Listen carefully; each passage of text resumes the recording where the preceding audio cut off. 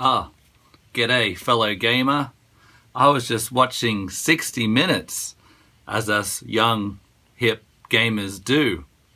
Well, in my defense, it's not the American 60 Minutes, it's the Australian 60 Minutes. A much better TV program. They were talking about a young man named Andrew Tate. Coming up on 60 Minutes. Women are only ever been sex workers. That's all women have ever done. Ever heard of him? Ah. Most people would rail against being called a misogynist, but not Andrew Tate. And before you call me a misogynist, by the way, this is all female doing. 38-year-old Andrew Tate's opinions are vile, violent, and very challenging. Bang out the machete, boom in her face. But far from being repulsed, his millions of followers, mostly made up of adolescent boys and young men, revere him as a hero. Don't let anyone tell you what to do. You're all individuals. Yes, we're all individuals. Now they call Andrew Tate in this episode of 60 Minutes that old people watch with their scrambled eggs a toxic icon.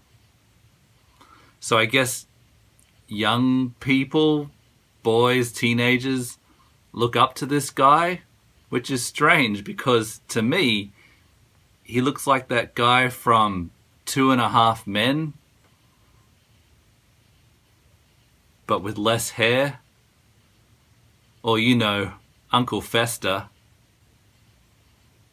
And people are looking up to this? Yeah, he drives a Maserati or some kind of flash car and wears...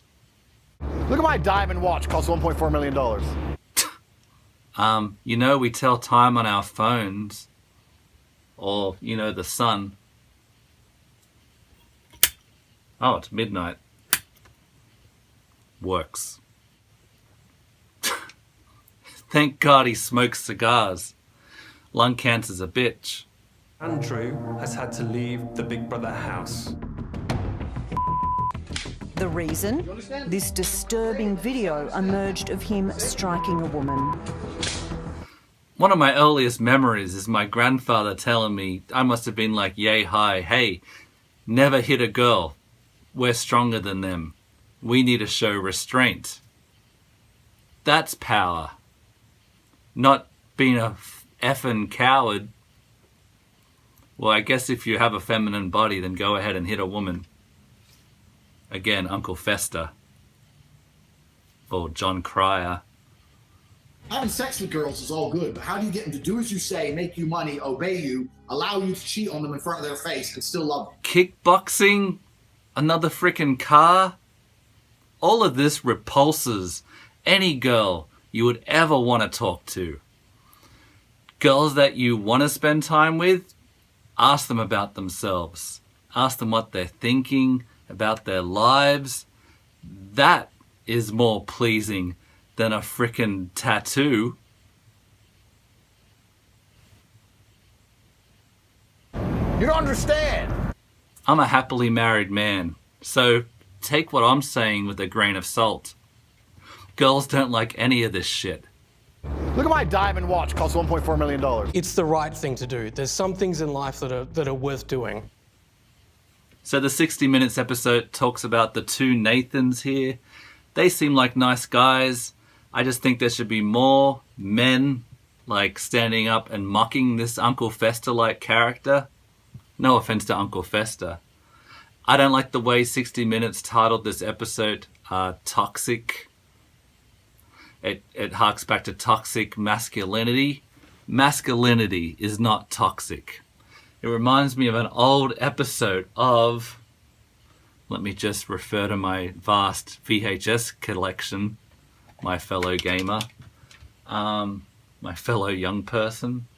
The best episode of Hawaii Five-0 I ever watched was as a kid. Steve McGarrett is questioning this big guy in prison about this string of rapes.